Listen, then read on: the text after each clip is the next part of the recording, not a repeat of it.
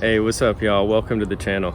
Today I want to show you a revolutionary method of gardening that I've recently learned that is called deep mulch gardening, also known as wood chip gardening or back to Eden gardening. Today we're here in God's garden. This is a wood chip garden in Portland, Oregon. This is the 8th season they've been growing with this method. So in 2014, this lot behind me, this was all just grass and tall weeds, and they got a bunch of loads of wood chip delivered, similar to how you see in the center there. Hundreds of yards of wood chips, and they spread it over the entire plot.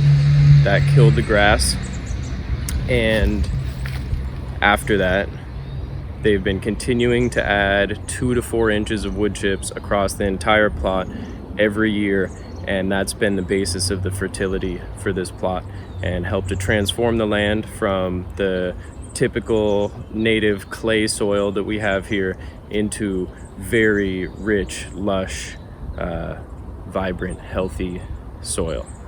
Just a disclaimer, this is going to be a pretty thorough video, probably quite long, walking through the garden. So if you're looking for a quick intro to wood chip gardening or a how-to video, you could check out the videos in my description. You'll find a lot shorter, more succinct videos. This is a detailed tour of a farm that's been established for 8 years using this method to show y'all exactly how things are done, the pros, the cons, just the intimate details of an established deep mulch garden farm. So follow along. I'm happy to show you and take you on a tour of everything we got going on here.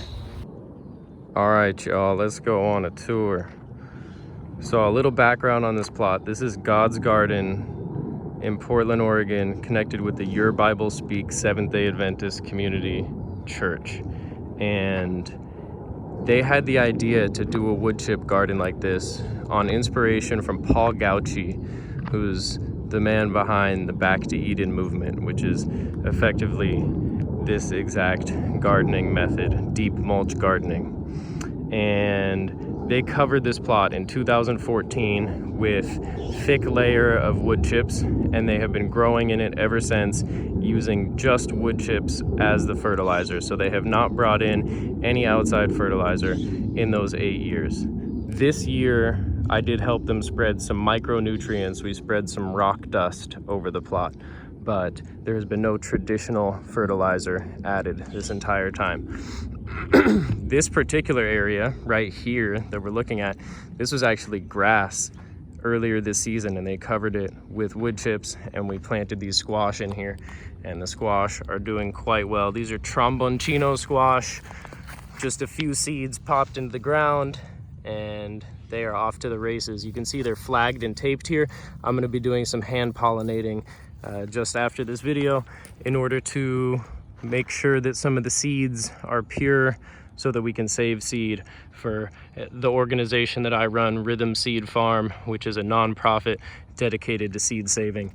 And we give out a lot of seeds to BIPOC and low-income communities around here for free.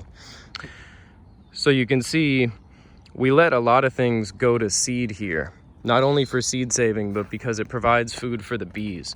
So here we have some of our bees from the beehives in the back, and they're working this buckwheat. Wow, look at the pollen on this one's back. Quite cute. So a lot of stuff here, once we harvest it and once it's kind of passing its harvest window, then we will move on and allow it to flower and provide benefit for the bees and, beauty for the space. So typically the way it goes in this garden is the planting is done in April, May, and June, and that way we don't really have to water it in. The only exception they make for watering here is the day of planting. So if they're planting a transplant or planting seeds, they will water it in that day unless it's raining, in which case they won't water it in. But that's it. That's all the watering that all of this has gotten. So you're looking at plants here. I mean, the squash and some of these beans here. We got eggplant and peppers over here. A lot of these have not seen a drop of water from the sky or from a hose in close to 90 days. We haven't received more than a half an inch of rainfall here in Portland since June 10th, and it is currently August 27th or 28th today. So clearly these things are thriving despite having absolutely no outside water input. You can see there's a lot of squash and beans here. Beans grow remarkably well in this system. Squash is also a superior plant for growing in this style. You can see we have lots of borage here. The borage is another beneficial attractant, feeds the bees. You can also eat the flowers. Let's see. So you can pluck the flowers from their back. Let's see if I can do it. I can't. You can see we have lots of borage growing. That's to feed the bees. This is all sweet potato. All of this lacy leafed stuff. A whole sea of sweet potato. And last year we grew hundreds of pounds of sweet potato here, or at least 100 pounds. It's quite nice. As you can see, not everything is thriving in the garden. There are some things that are definitely past their life. Look at this. This is a potato. This is ready for harvest. We should come in here and harvest. So this will give you an example of what the plot is looking like. So here's the chips. And as we dig down through the chips, we should find potatoes and we should find the soil. Wow, there's a freaking potato. Look at that. My gosh, just amazing. And see, we're just about at soil level here. The chip depth varies amongst the plot. In some places it is, upwards of a foot deep. In other places it's only 4 or 5 inches. I think honestly the optimum is somewhere around 5 or 6 inches. Any deeper and it becomes a nuisance to plant in. So you can see it's fairly dry, but that's what we're working with here. Nice high fertility soil. So I had this soil tested earlier this year. We sent in samples. We took samples from all along this western side of the plot, and then we took some different samples from the eastern side of the plot. And we sent them in for analysis alongside some samples from my farm, Rhythm Seed Farm, which is not using this mulching method, and we just have native bare soil. And the results came back. My native soil is about 4.5 or 5% organic matter, and their soil here at the church is 18.5% organic matter. So that alone shows you the power of this method to create fertility in the soil. We're talking about 2% organic matter every year they've been adding, and they say for every 1% of organic matter in the soil on an acre of land, it can hold about 16,000 gallons of water. So since this is a half-acre plot and they have 18% organic matter, you can do the math to know, they're basically sitting on a reservoir that has over 100,000 gallons of usable water in it, locked up in the organic matter of the soil structure and accessible to the plants. So just absolutely remarkable.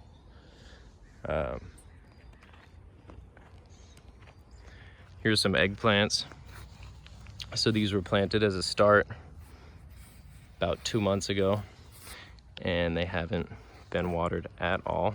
You can see not all of them are thriving. There's some here, like I don't know what happened to this one, but for whatever reason this one got stunted out, and same with this other one right here. But the ones that are doing well, they are absolutely killing it. Let's take a look at some of these. I mean, look at that. You can't argue with that. This is a variety called Diamond, really good producer of eggplants around here. But That's just crazy.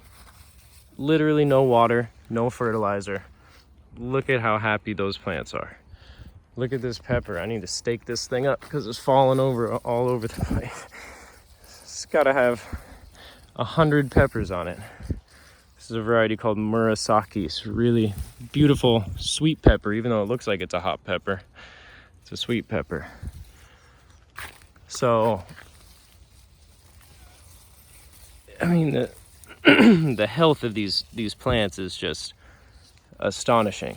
I've grown using a lot of different methods of gardening, and these are some of the healthiest plants I have ever seen in my life at this plot. And it really has just blown my mind and changed my conception of what is possible and how gardening can be done. You can see we got some sad peppers inside the cage here. These are for seed saving, so we're keeping them isolated from the bees. But a lot of them are not happy being inside the cage, and they've been getting aphids and just generally a nuisance. But there it is, and we're still doing it nonetheless. So sometimes things like this happen. It's hard to exactly know what happened here, but my guess would be a gopher came and ate the roots. Something that happens fairly regularly here, and they'll just come through and knock down a little section, and you know, it's part of the losses of the farm. It's just something that happens.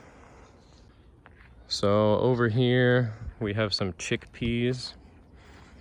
So these are pretty much ready to harvest, at least all the ones that are dried down like this, and they should have some peas inside them.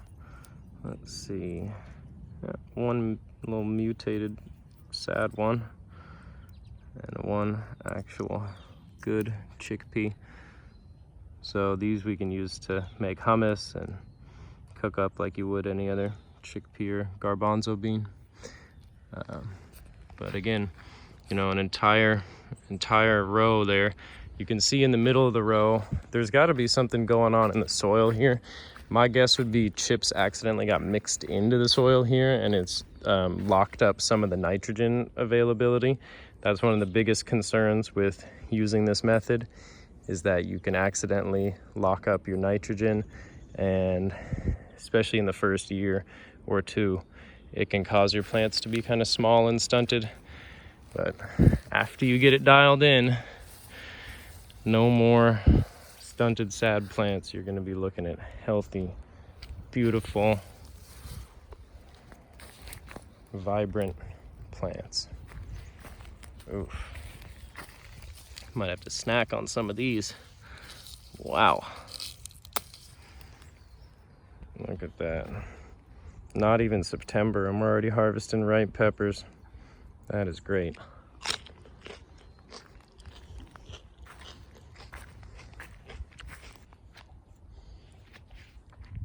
Okay, y'all, these beans right here, these were literally sown by taking a knife and just stabbing it into the soil, prying a little bit of the chips to the side, and chucking a bean seed down in the hole. So we didn't dig a deep trench or do anything intricate to plant. Just kind of poked a hole, chucked the bean down in, didn't water, didn't pre-soak it, didn't do anything, just threw it in. Look at them grow. Quite amazing. Now in many other places, like let's say in this row, which has mostly been harvested, but it was lettuce, in order to plant, you have to get down through the wood chips. So that's one of the trickiest things about this method, is when you're planting, you have to find a way to get through the chips to the soil. So there's a lot of labor input up front in the early part of the season, where you have to spend time digging trenches, and you're limited how close the trenches can be, because, you know, if you try and dig a row in between these two, you end up knocking chips into the other row on accident. So you have to space out your rows further than you might like. Excuse me. You have to space out your rows further than you might like, and it's just a it's a whole load of effort. When you're used to just going up to the soil, digging a small hole and planting a seed in it, to have to go through the effort of digging a whole row in the chips seems like a lot. And it can be frustrating in the early season when you're digging all these trenches and putting seeds in, and especially when the seeds germinate and then get eaten by, slugs or whatever. It can be frustrating, but remind yourself that you are saving a ton of time later in the season because you won't have to water and you won't have to pull weeds nearly as much. Now, I say you won't have to pull weeds, but there are a few here that are a major nuisance and we do have to pull. One of which is right here, we're looking at it. Bindweed, morning glory. This is everywhere here in the Pacific Northwest. And if you have a plot that doesn't have this plant, consider yourself super lucky. But most of us have this plant. It just exists in the native habitat as an invasive. And you're gonna have to manage it by pulling it up, just like we're doing here, fairly frequently during the summer months. It lives in deep, strong rhizomes that are virtually impossible to actually eradicate from the soil. So the best method of maintenance is just staying on top of it, plucking them like this. Don't put them in your compost.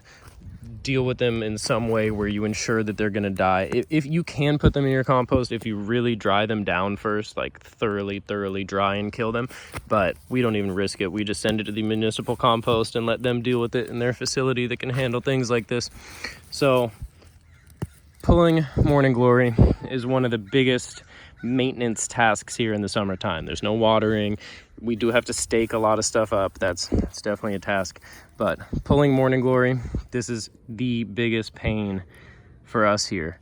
The second biggest pain recently arrived in the last few years on a load of wood chips. So this can be the downside of getting chips, is you can get invasives in them, unfortunately.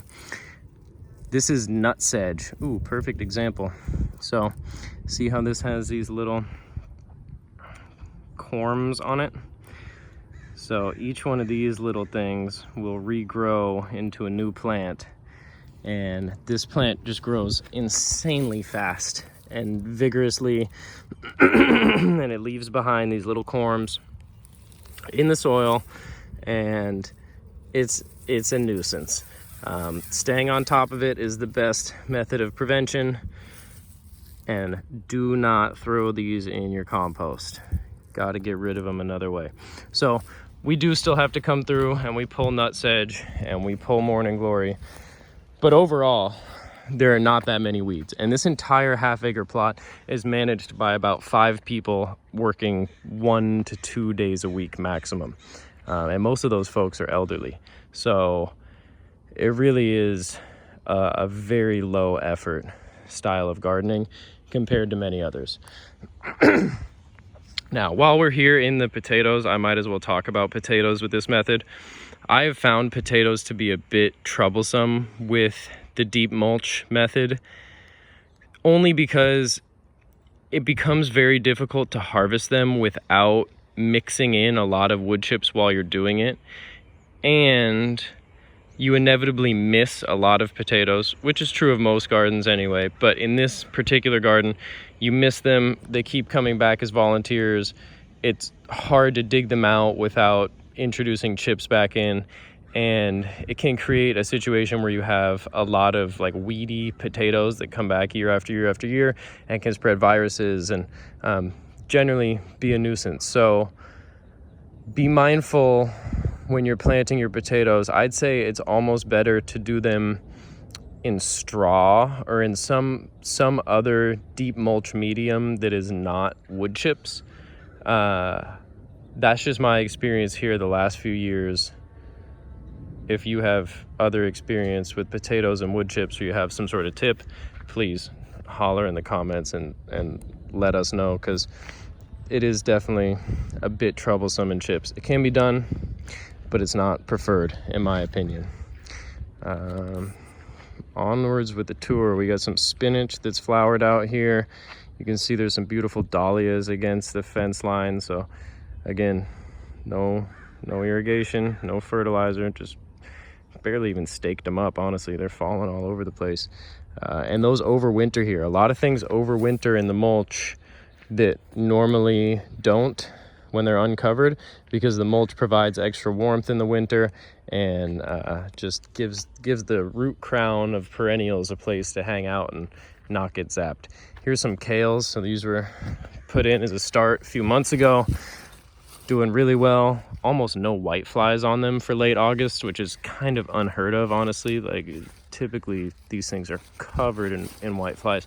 And this is actually a perennial kale grex that we got from the Experimental Farm Network. So hopefully these will grow for multiple years and we'll be able to clone them and propagate them and grow them much like tree collards, which, if you're unfamiliar with, we will show you here in a second on the tour. We got more beans here.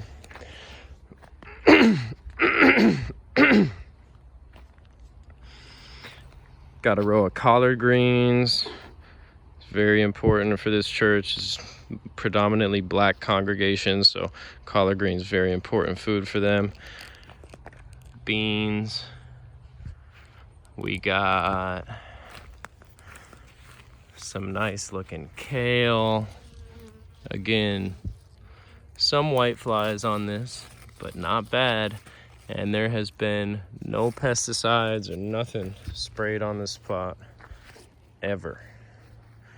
Got Swiss chard. We just harvested our onions and garlic from in here. We pulled close to probably 50, 75 pounds of onions and something similar in garlic as well. Really nice stuff.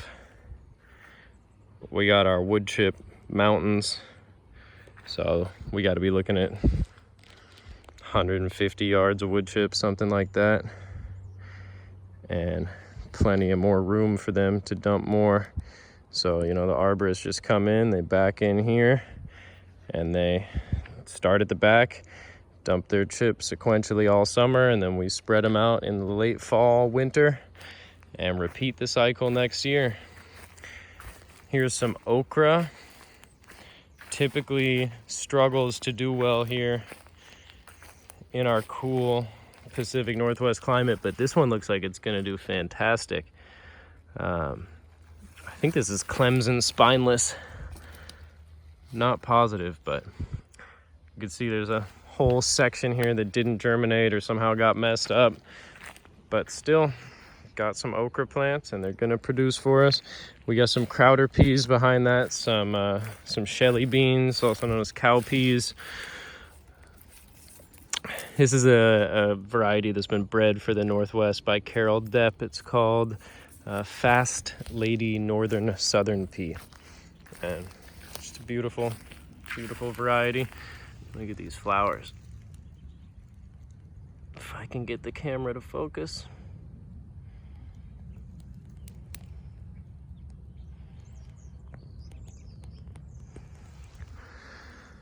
Okay, here there's 5 fence rows. These were all full of snap peas months ago, and then we just planted tomatoes at the base of the snap peas. I say just planted, but really it was months ago. We planted tomatoes at the base of the snap peas, and now these tomatoes are growing in. One thing to note about tomatoes in a dry farming system like this, they can get blossom end rot. Even when there's ample calcium in the soil, they can struggle to produce fruit that doesn't have blossom end rot because of the dry conditions. And so this year we're experimenting with some varieties that are from the Oregon Dry Farming Coalition out of OSU. And these are varieties that are selected specifically to resist blossom end rot in dry conditions. So hopefully they'll be doing well for us. This one looks about ready. Definitely. And you can see they're not the healthiest looking specimens, but they're tomatoes nonetheless, and they're going to produce good fruit for us this year. A lot of them are just getting started with their production. They were a bit slow because the peas were crowding them out.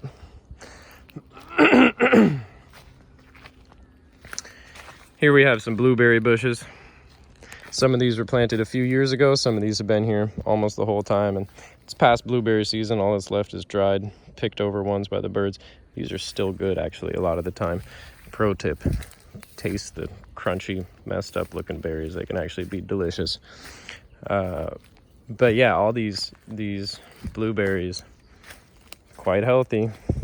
No water, no fertilizer. Make a good crop of food every year for us. It is an amazing system for blueberries. If you wanted to do a blueberry farm and do it with this mulch, this would be the way to go. You can see we got bindweed climbing up. That's a no-go. If you let bindweed get big enough that it starts to flower, which this is almost doing, it has little white flowers when it flowers, then you're losing the battle. It's putting energy back into its roots, and it's gonna make a lot more next year. So try and stay on top of it and not let it flower, and ideally don't even ever let it get this tall. You can see it is everywhere around here. We don't grow anything along this fence line because the bindweed is so bad, we just leave it be. This blueberry is getting swallowed. That definitely needs some touching up off camera. Jeez. Here we have the watermelon patch and cantaloupe. You can see just how abundant and happy these plants are. Nice watermelons already. And, ooh, what have we here? Melons.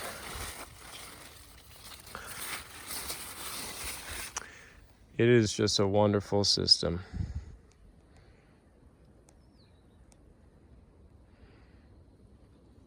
We got beans on the trellis here. They grow a lot of runner beans here. And they cook them up just like regular beans. We're also growing some Chinese long beans. You can see really beautiful flowers on these too. Gorgeous. And some volunteer tomatillos. Another volunteer tomatillo. This is all runner beans, that row. That's a jungle. I would personally space out my fences a little bit further than these. They put these in. This is a good spacing. That's like 6 feet. This is like 3 feet, maybe 4. That's a no-go. Here's a persimmon we planted this year. Planted it in late May, early June, when it was still rainy and the soil was moist. We haven't given this thing any water at all. Clearly, it got a little bit sunburnt by some of the heat wave days, but it's definitely gonna make it, and it's gonna be fine, and will not have been watered a single day here. There's a young apple tree we planted this year. This is an old established plum, and didn't bear any fruit this year because we had bad pollination time in the early season. You could see the sweet potatoes near the plum are a little bit sad and yellowing. I think it's because the plum is taking a lot of the water in this vicinity. The sweet potatoes that are over here near this pear, they're much happier. Here's a young peach, again planted this year, given no water. And this pear tree, somebody needs to come through and stake this thing up because it is gonna snap. But absolutely just loaded with fruit. This area was a compost pile last year where they just threw a bunch of scrap, and we cleaned it up this year and like smoothed it out and got rid of a bunch of the old debris, and they didn't put wood chips over it. This is what this whole plot would look like with weeds if there wasn't wood chips down. This is the one section, it's like a 15 or 20 foot circle where there were absolutely no chips and it was just bare soil on the top. This is what happens.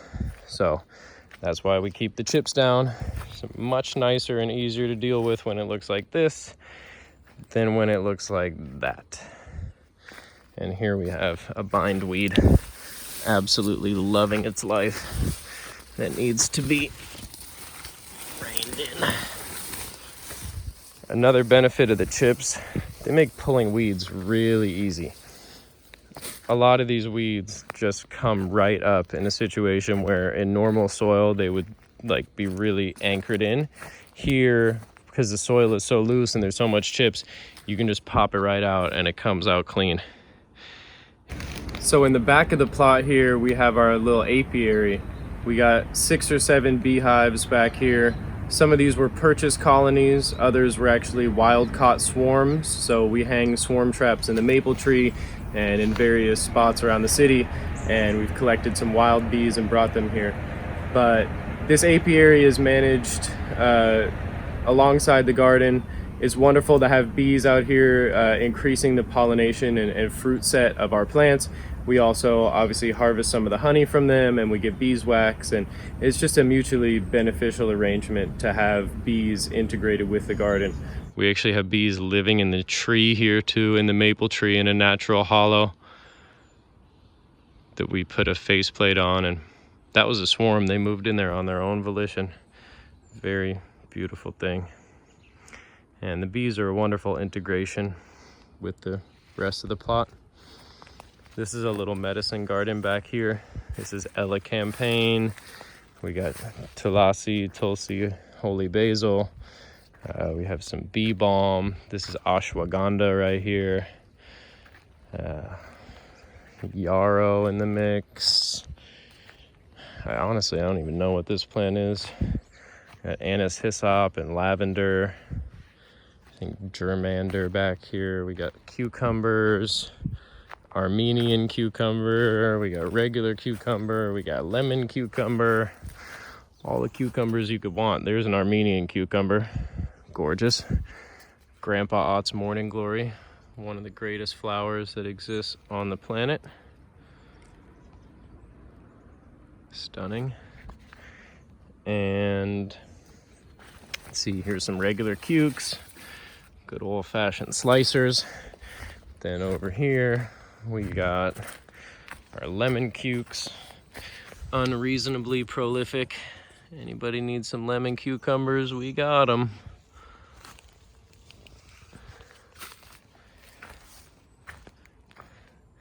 I will say the chips make it difficult to walk through the middle of the plot here. There is no real pathway. You kind of just walk in and around the chip mountain, which isn't terrible. Gets a good perspective. Get up high on the plot and you can see. So here's some sunflowers, a bunch of sweet potato in there. It's the darker green leaf, and then a whole bunch of squash, buckwheat, ashwagandha, some tobacco. In the back there on the fence line, those are yacon, those big tall plants. And then there's also tree collards in the mix. You see there, that's a collard green, and that's a perennial collard green, so it'll live for many years. That one's 2 or 3 years old. There's another one back here, it's kind of swamped in. Here, let's go visit the tree collard, because that's a beautiful plant. More squash over there. And you might ask, how do you get over there from here? Most of the time I just walk through the squash patch, If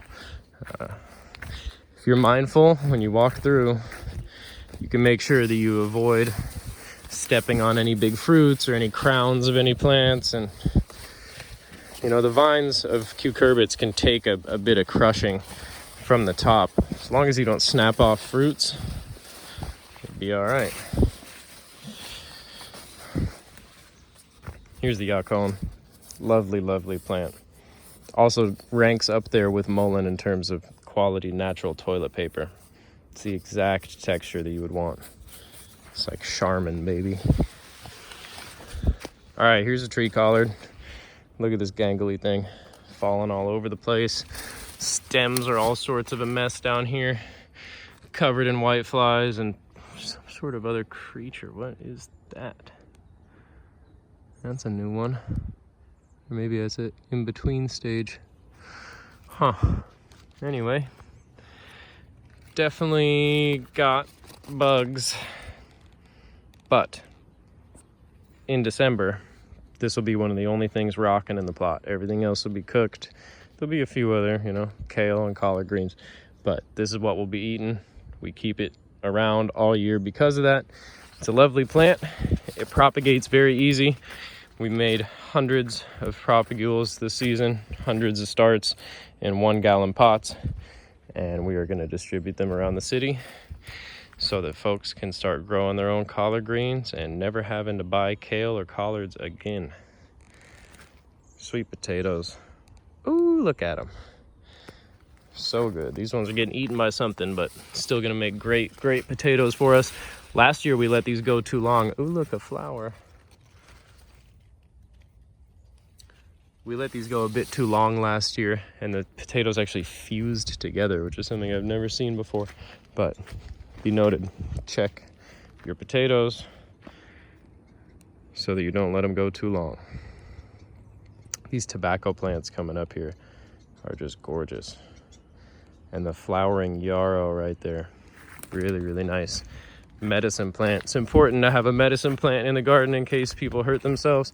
This one is great for stopping blood, so really good to use, antibacterial, antimicrobial, and gorgeous. We also have plantain here that grows as a weed. That's great for bee stings and stuff of that nature. Here we are at the flowering tobacco, another stunning plant, just gorgeous. And some indigo. So this is used to make indigo dye. It's Japanese indigo. Letting some go to seed. Zucchini, again flagged because I'm gonna do some hand pollinations with them.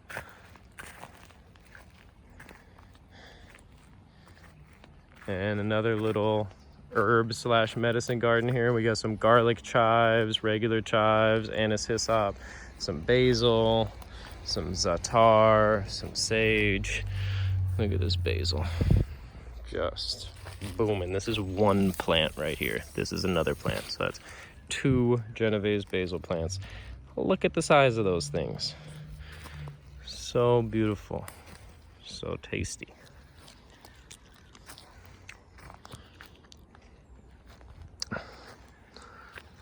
This is the shed where we keep all our tools and everything. Look at this. This is a volunteer turnip or rutabaga. I don't even know what this is, but these are volunteers. This was not planted. I don't know how this got here. That is the power of these chip gardens. So that about wraps it up for the garden tour today. Thank you if you've stuck around this long. Appreciate you listening to my ramblings and learning about this gardening method. There's so much more to learn. This is just the beginning of the learning about this deep mulch system and how it works. But as you can see by the beauty of this plot, there's so much potential with this method.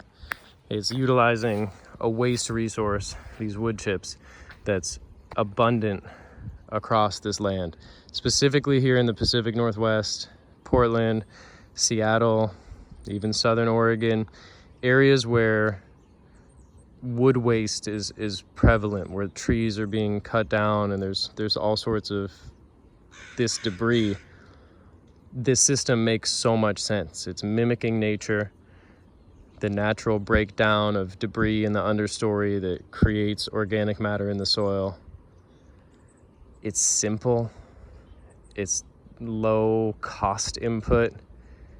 Even if you don't want to have a garden this year, you could just start covering an area with wood chips, not have to worry about pulling weeds in it, and start prepping it to maybe be a garden in the future. Maybe not. Maybe it's just a wood chip pile.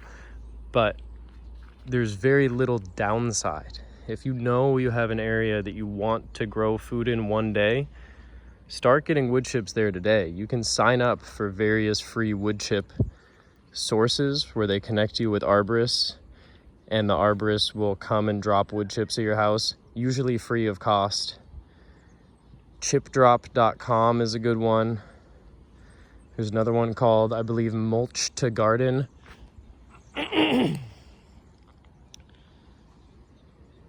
there's lots of different possibilities. You can call arborists in your area to try and connect with them directly. You should be able to get wood chips here in the Northwest. So this method should be accessible to all. It's great for those who can't afford to pay a water bill in the summer. I live in this neighborhood and have a garden that's about a quarter of this size, and I pay hundreds of dollars for my water bill in the summer. They pay literally nothing here. So if you can't afford water and you can get a free load of wood chips and put it down in your yard and plant some squash seeds in it, that may be the way to, you know, create abundance for yourself and get a bunch of food without having to spend a bunch of money. Look, we got a rabbit in here enjoying the tomatoes. Not surprising. Don't eat it all, bud. You'd be hard pressed to. I think we've pulled almost probably about 300 to 500 pounds of produce from this plot so far this year, and we should expect to pull another few hundred or more by the time the season's out, once we weigh in all the squash and the cucumbers and melons and sweet potatoes and tomatoes and beans and eggplant, peppers. There's just so much abundance coming out of here right now. It's hard to keep up with.